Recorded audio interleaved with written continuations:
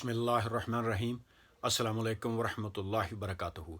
दोस्तों, फ़र्द वाहद हो या कोई कौम हो, उनको अपनी मंजिल पर पहुंचने के लिए दो चीज़ों की ज़रूरत पड़ती है। एक तो उनको मालूम होना चाहिए कि उनकी मंजिल कहाँ है, वो क्या चीज़ अचीव करना चाहते हैं, वो कहाँ पर पहुंचना चाहते हैं। और दूसरी चीज़ कि उनकी सिमत यानी डायरेक्शन सही हो। अदरवाइज़ अगर किसी फ़र्द वाहद को या किसी कौम को अपनी मंजिल का पता ना हो, उनको मालूम ना हो कि हमने कहाँ पहुँचना है, और उनका अगर मालूम भी हो जाए कि उन्होंने कहाँ पहुँचना है लेकिन उनकी सिमत दुरुस्त ना हो, तो वो कभी भी अपनी मंजिल पर नहीं पहुँच सकते। बेसिक ये दो चीज़ें हैं, यानी आपको मालूम होना चाहिए कि आपकी मंजिल कहाँ है, आपने कहाँ पहुँचना है। मंजिल का तयन बहुत ज़रूरी है। और दूसरा, जिस डायरेक्शन में आप जा रहे हैं वो डायरेक्शन, वो सिमत दुरुस्त होनी चाहिए। अगर आपकी डायरेक्शन दुरुस्त नहीं है, आपका रास्ता दुरुस्त नहीं है, मंजिल आपकी है मशरक़ की जानब, आप जा रहे हैं मगरब की जानब, तो फिर आप कभी भी अपनी मंजिल पर नहीं पहुंच सकते। अब मैं बात करता हूं पाकिस्तान के बारे में कि हमारे अदारों को, हमारी आवाम को अब ये समझना चाहिए कि क्या हम पाकिस्तान को ठीक करना चाहते हैं या नहीं। अगर तो हम पाकिस्तान को ठीक करना चाहते हैं और सारे अदारे इस पर मुत्तफिक हैं, सारे अदारे ये चाहते हैं कि पाकिस्तान अब दुरुस्त हो, क्योंकि ऑलरेडी हम अपना बहुत ज़्यादा नुकसान कर चुके हैं, तो फिर हमें चंद इक़दामात जो हैं इन पर सीरियसली सोचना पड़ेगा। सबसे पहले तो पाकिस्तान में कानून एक होना चाहिए। जितने भी तरक्की याफ्ता ममालिक हैं वो गैर मुस्लिम हैं, उनमें डिफरेंट मज़ाहब के लोग रहते हैं, डिफरेंट अक़लीतें रहती हैं, डिफरेंट रंग नस्ल ज़बान के लोग रहते हैं, लेकिन उन मुल्कों में इंतशार क्यों नहीं है? क्योंकि उनकी अदालतों में इंसाफ होता है, वहाँ पर कानून अमीर और गरीब के लिए एक है। ये है बेसिक पॉइंट, यानी कानून अमीर और गरीब के लिए एक होना चाहिए। पाकिस्तान में सबसे पहला पॉइंट जो हमने उठाना है वो ये है कि कानून सब के लिए एक हो। ये बहुत ज़रूरी है। इस दौर में हम ऐसे नहीं चल सकते कि अमीरों के लिए कानून कुछ हो, गरीबों के लिए कुछ हो, ताकतवर के लिए निज़ाम कुछ हो और कमज़ोर के लिए निज़ाम कुछ और हो। इससे हम नहीं चल सकते। अदालतों में इंसाफ ज़रूरी है। दूसरी सबसे इम्पोर्टेंट चीज़ ये है कि पाकिस्तान में ये जो बड़े बड़े माफियाज बैठे हैं, ये कार्टल्स बैठे हैं, जो पिछले 40 साल से इस मुल्क को जोंकों की तरह खा रहे हैं और जिन्होंने पाकिस्तान को इस कर्ज़ों में डबो दिया, कर्ज़ों की दलदल में इस मुल्क को डबोकर जिन्होंने अपनी जायदादें बाहर बना ली, इनके ख़िलाफ़ सीरियस एक्शन जो है ये बहुत ज़रूरी है। अब ये आम आवाम तो नहीं ले सकती। सारी कौम जो है ये अपने अदारों की तरफ और ख़ास तौर पर अफवाज पाकिस्तान की तरफ देख रही है। अब हर चीज़ जो है ये क्लियर हो चुकी है। इमरान खान की हुकूमत आने से पहले ये पाकिस्तान पीपल्स पार्टी ने और मुस्लिम लीग ने और दूसरी जो जमातें हैं, इन्होंने अपना गठजोड़ किया होता था। कुछ लोग अपोजिशन में बैठ जाते थे, कुछ लोग हुकूमत में। अंदर से ये सब मिले हुए थे, जैसे ये शुगर माफियाज है और दूसरे ये जो कार्टल्स हैं, और ये अपना मफाद देखते थे, पैसा बनाते थे। पीपल्स पार्टी नून लीग को गालियां देती थी, नून लीग पीपल्स पार्टी को गालियां देती थी। ये हर चीज़ रिकॉर्ड पर है, हर चीज़ जो है ये रिकॉर्ड हो चुकी है, किस तरह ये एक दूसरे को गालियां देते थे, लेकिन अंदर से ये मिले हुए थे। इमरान खान साहब की हुकूमत आने का एक फ़ायदा तो ये हुआ कि हर चीज़ क्लियर हो गई। अब हर किसी को पता चल चुका है इनका असली चेहरा। अब देखें आप कैसे ये मॉडल टाउन में कत्ल हुए। हमारे अदारों को तमाम को खबर है कि ये किसके कहने पर हुए, किसने ऑर्डर दिया और उनको क्यों कत्ल किया गया। अज़ैर बलोच की JIT आ गई है, हर चीज़ वाज़ह हो चुकी है, रॉ अनवार। और देखें अदारों में कैसी कैसी करप्शन हुई है, कैसे कैसे माफियाज बैठे हैं, आबद बॉक्सर का बयान, यानी हर चीज़ अब क्लियर हो चुकी है। अगर अब भी हमारे अदारों ने कुछ सीरियस एक्शन ना लिया तो फिर पाकिस्तान पर आप इन्ना लिल्लाहि व इन्ना अलैहि राजिऊन पढ़ लें, फिर पाकिस्तान का अल्लाह ही हाफ़िज़ है। क्योंकि हर चीज़ वाज़ह होने के बाद भी अगर हमारे अदारे एक्शन नहीं लेते तो फिर जो बैरून मुल्क पाकिस्तान के लोग रहते हैं या अंदरून मुल्क भी हैं, वो ये समझने पर मजबूर हो जाएंगे कि हमारे अदारे ही नहीं चाहते कि पाकिस्तान ठीक हो।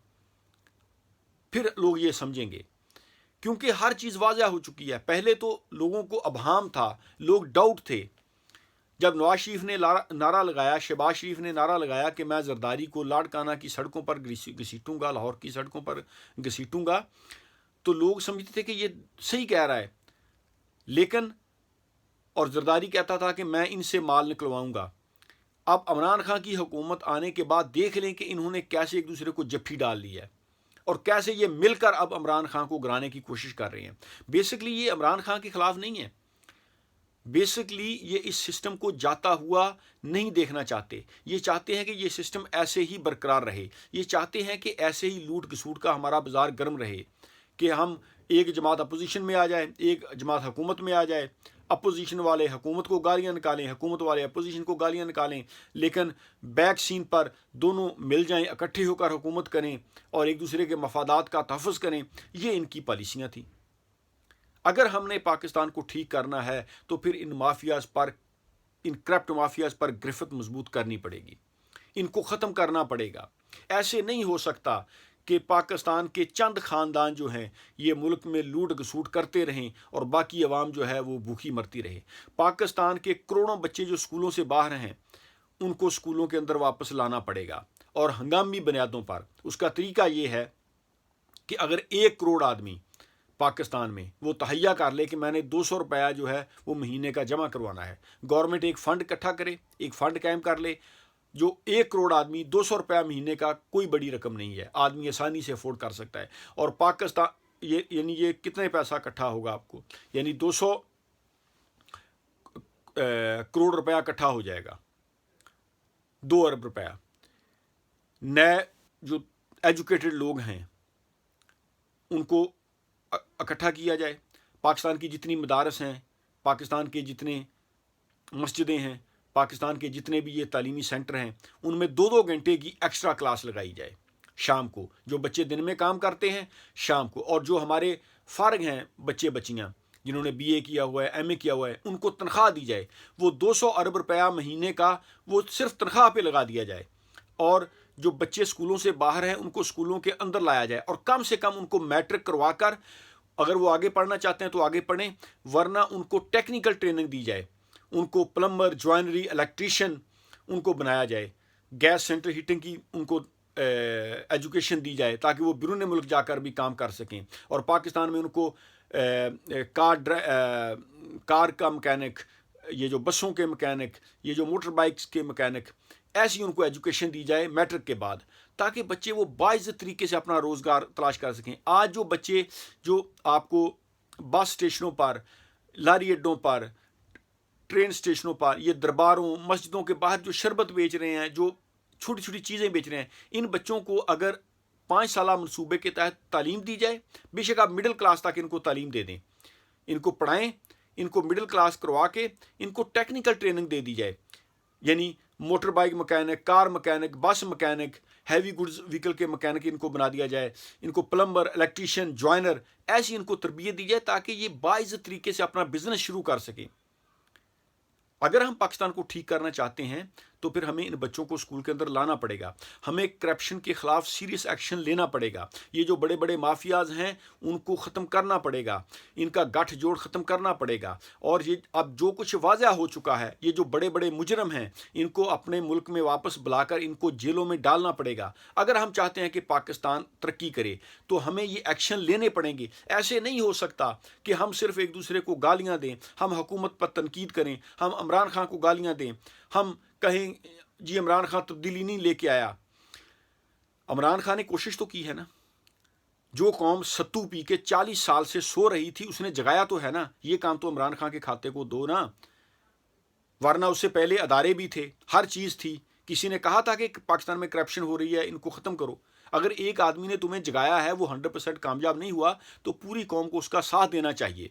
ایسے نہیں ہو سکتا کہ ہم کام تو کچھ کریں نا، یہ مافیاز ایسے ہی دندراتے پھریں، کچھ اپوزیشن میں کچھ حکومت میں، یہ کرپٹ کارٹل جو ہیں، یہ مافیاز جو ہیں، یہ اپنی من مرضی کرتے پھریں۔ ہمارے بچے اسکولوں سے باہر رہیں، تعلیمی اداروں کا حالات آپ کے سامنے ہے، غریب کو انصاف ملے نا، وکیل جج یہ اسی طرح کرپشن کرتے رہیں، پولیس اسی طرح کرپٹ رہے، اداروں میں اسی طرح کرپشن چلتی رہے، اور ہم کہیں جی پاکستان آگے کیوں نہیں جا رہا۔ ہمیں اپنی سمت کا ہی نہیں پتا، ہماری ڈائریکشن ہی درست نہیں ہے، تو ہم اپنی منزل پر کیسے پہنچیں گے؟ تو میرے بھائیوں، یہ بہت ضروری ہے، دس از ویری ویری امپورٹنٹ، کہ ہمیں سوچنا چاہیے کہ ہماری منزل کہاں ہے، ہم کہاں پہنچنا چاہتے ہیں۔ اگر ہم پاکستان کو آگے لے کے جانا چاہتے ہیں تو ہمیں اپنی ڈائریکشن، اپنی سمت درست کرنی پڑے گی، ورنہ ہم اگر مخالف سمت کو چلتے رہے پھر تو ہم کبھی بھی اپنی منزل پر نہیں پہنچیں گے۔ تو یہ 2 پوائنٹ بہت ضروری ہیں، اپنی منزل کا تعین کریں۔ اگر پاکستان سے یہ گند صاف کرنا ہے، پاکستان کو ترقی کی راہ پر ڈالنا ہے، ہم نے اپنی منزل مقصود تک پہنچنا ہے، تو پھر ضروری ہے کہ ہم اپنی منزل کا تعین کریں اور اپنی ڈائریکشن درست کریں۔ اس کے علاوہ کوئی چارہ نہیں ہے، ورنہ ہم کبھی بھی اپنی منزل تک نہیں پہنچ سکتے۔ سیریس اقدام لینے کی ضرورت ہے۔ اور آخر میں افواج پاکستان سے، اپنے حساس اداروں سے یہ کہتا ہوں کہ خدا کے لیے بیرون ملک جو لوگ ہیں وہ آپ سے آس امید لگائے بیٹھے ہیں۔ اللہ کے بعد ان کو ہماری افواج پاکستان پر بھروسہ ہے، صرف افواج پاکستان ہی ہے۔ دیکھیں، عوام جو ہے ان میں سخت ختم ہو چکی ہے۔ ایک آدمی، غریب آدمی، کوئی ریڑھی والا، کوئی فروٹ بیچنے والا، یا جو دیہڑی دار، ایسے لوگ تو بیچارے وہ روٹی کو ترس رہے ہیں، وہ کیا ان کے خلاف آواز اٹھائیں گے؟ یہ جو طاقتور ہمارے ادارے ہیں، ان کو سوچنا چاہیے کہ اگر یہ پاکستان کو آگے لے کے جانا چاہتے ہیں تو پھر ان مافیاز کو ختم کرنا پڑے گا، بچوں کو سکول میں واپس ڈالنا پڑے گا، ہمارے تعلیمی نظام کو درست کرنا پڑے گا، پاکستان میں امیر اور غریب کے لیے قانون ایک کرنا پڑے گا، پاکستان کی عدالتوں میں انصاف کا نظام، انصاف کا بول بالا کرنا پڑے گا۔